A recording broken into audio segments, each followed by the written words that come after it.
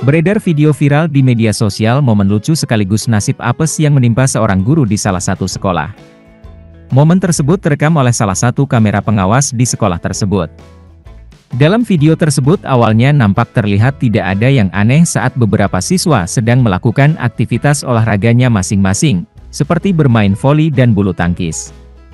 Akan tetapi, video tersebut berubah menjadi video lucu ketika sebuah bola voli mengenai kepala guru tersebut.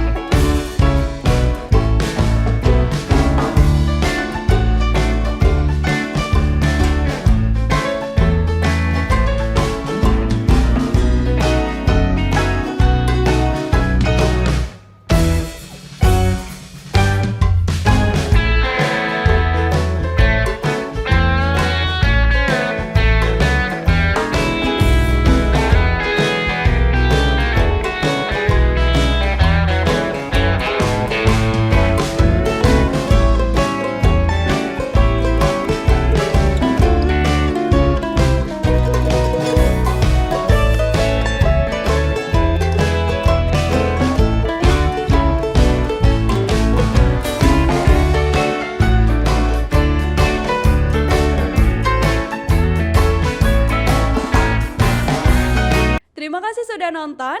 Jangan lupa like, subscribe, dan share ya.